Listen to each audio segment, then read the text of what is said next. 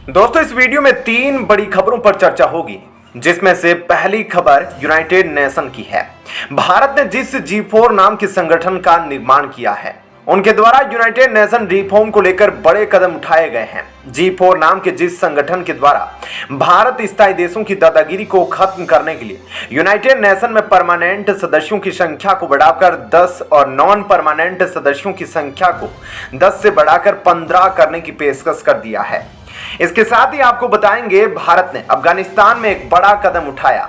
भारत के इस कदम से पाकिस्तान पूरी तरीके से बौखला गया है। पहले से ही पाकिस्तान बहुत कमजोर हो रहा है और साथ ही अफगानिस्तान में मौजूद तालिबान को भारत ट्रेनिंग देने का ऐलान कर दिया है, जिसको लेकर पाकिस्तान में खलबली मची है कि कहीं अब तालिबान पाकिस्तान का नामो निशान ना मिटा दे। दोस्तों इसके अलावा आपको बताएंगे भारत के मित्र देश रशिया के राष्ट्रपति पुतिन ने कौन सा बड़ा कदम उठाते हुए भारत के कर्ज को उतारने के लिए हिंद के दौरे पर आने का ऐलान कर दिया है। दरअसल इसी महीने की G20 देशों के विदेश मंत्रियों की बैठक से पहले भारत ने एक ऐसा ऐलान किया था जिसे सुनकर पुतिन खुशी के मारे झूम उठे थे। भारत लगातार रूस की खातिर अमेरिका, फ्रांस, जापान जैसे देशों से लड़ने को तैयार हो रहा है। उधर रूस के राष्ट्रपति पुतिन के भारत आने के फैसले ने सबको चौंका दिया। तो दोस्तों आइए सभी खबरों के बारे में आपको विस्तार से बताते हैं और वीडियो की शुरुआत करते हैं यूनाइटेड नेशन से आई खबर से। दोस्तों मौजूदा वक्त में यूनाइटेड नेशन के अंदर न केवल भारत स्थायी सदस्य बनने के लिए संघर्ष कर रहा है, बल्कि उसके अलावा और भी कई देश हैं जो स्थायी सदस्यता प्राप्त करने की कोशिश कर रहे हैं। लेकिन भारत भी उन सभी देशों का नेतृत्व कर रहा है। भारत न केवल खुद को स्थायी सदस्य बनाने की मांग कर रहा है, बल्कि अपने साथ कई और देशों को भी स्थायी सदस्यता दिलाने पर जोरदार मांग कर रहा है। अभी तक यूनाइटेड नेशन के स्थायी देश रूस, फ्रांस, अमेरिका, चीन और ब्रिटेन ने जिस तरीके से अपने फायदे के लिए इसका इस्तेमाल किया है, उसको देखकर कई देशों के मन में यह लालच है कि उसको भी स्थायी फ्लीट में शामिल होना है, चाहे वह उपयुक्त हो या नहीं। उधर भारत जानता है कि जब तक यूनाइटेड नेशन के अंदर कई देशों के द्वारा रिफॉर्म को लेकर आवाज नहीं उठाई जाएगी, तब तक रिफॉर्म कराना संभव नहीं हो पाएगा। इसलिए भारत ने G4 नाम के एक संगठन का निर्माण किया है, जिसमें 4 देश शामिल है और इन 4 देशों में जापान, जर्मनी, ब्राजील और भारत शामिल है। उधर यूनाइटेड नेशन रिफॉर्म को लेकर 9 मार्च से फिर से दबाव बनाए जाने का सिलसिला शुरू हो चुका है। लेकिन इस बार भारत यूनाइटेड नेशन के अंदर एक बड़ा खेल करने जा रहा है। इतना बड़ा खेल कि उसका नाम मात्र से ही UN के अंदर स्थायी सीटों पर बैठे देशों के अंदर खलबली मच चुकी है। दरअसल भारत फिर से यूनाइटेड नेशन रिफॉर्म को लेकर अपना प्रस्ताव पेश करने वाला है और इस बार दुनिया के देशों का क्या कहना होगा, इसका सीधा लाइव टेलीकास्ट भी किया जाएगा, जिसके जरिए पूरी दुनिया देख सकेगी कि कौन सा देश रिफॉर्म को लेकर सहमत हो रहा है और कौन सा देश अपनी दोहरी नीति को दिखाता है।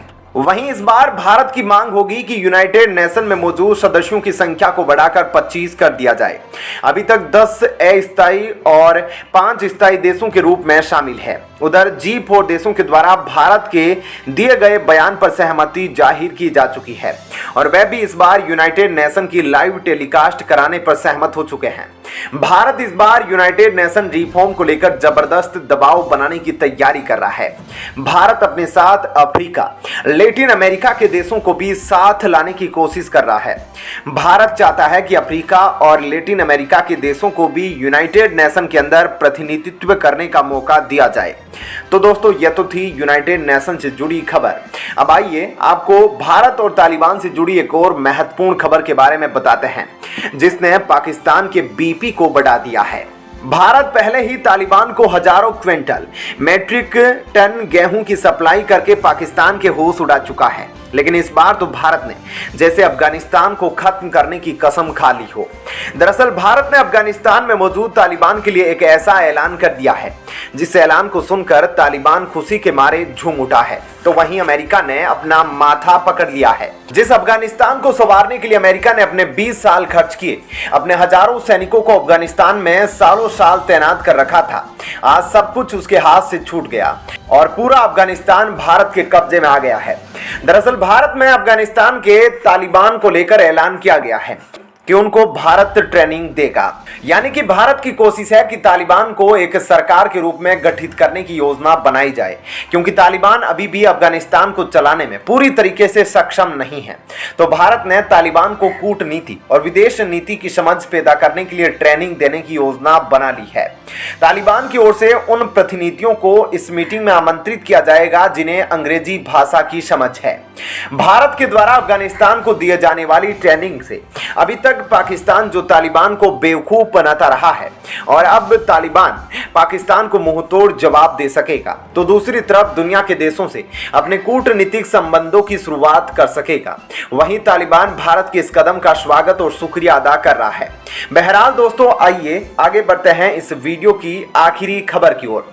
दोस्तों, भारत और रूस के बीच की दोस्ती कुछ ऐसी है कि जैसे भारत को चोट लगती है तो दर्द का एहसास रूस को होता है। भारत इस साल G20 की मेजबानी कर रहा है और बैठकों के दौर का सिलसिला शुरू हो चुका है। अभी तक वित्त मंत्री और विदेश मंत्रियों की बैठकें हो चुकी है, लेकिन बैठक के बाद आपसी सहमति नहीं बन पाई थी, जिसको लेकर कहा जा रहा है कि पुतिन भी अपने तेवर में आ गए हैं और सितंबर के महीने में शुरू होने वाले G20 शिखर सम्मेलन में भाग नहीं लेंगे। अगर व्लादिमीर पुतिन सम्मेलन में शामिल नहीं होने आते हैं तो माना जाएगा कि भारत के पास नेतृत्व क्षमता नहीं है और भारत की अध्यक्षता को असफल माना जाएगा। आपको बता दें कि इसके पहले इंडोनेशिया में हुए पिछले साल G20 शिखर सम्मेलन में व्लादिमीर पुतिन ने हिस्सा नहीं लिया था, तो इसको लेकर पूरी दुनिया की नजरें रूसी राष्ट्रपति पुतिन पर टिक गई थी।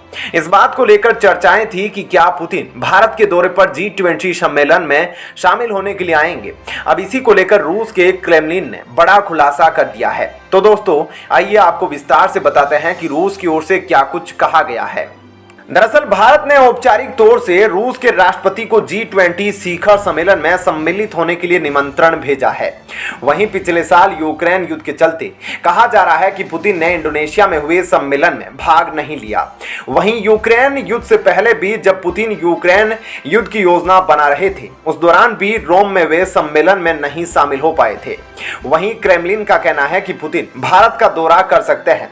दरअसल माना जा रहा है कि भारत ने विदेश मंत्रियों की बैठक से पहले ही भारत ने सभी देशों को बता दिया था कि G20 के अंदर रूस और यूक्रेन युद्ध पर चर्चा नहीं की जाएगी। G20 के तहत जितने भी बैठकें होगी उन सभी में G20 के विषयों पर चर्चा होगी। वहीं अब देखना यह दिलचस्प है कि रूस के राष्ट्रपति सितंबर महीने में होने वाले G20 शिखर सम्मेलन में भाग लेते हैं या नहीं। तो फिलहाल दोस्तों, इस वीडियो में इतना ही। क्या इस वीडियो पर आपकी राय है? कमेंट सेक्शन में जरूर बताएं। वीडियो पसंद आई हो तो वीडियो को लाइक और चैनल को सब्सक्राइब जरूर करें।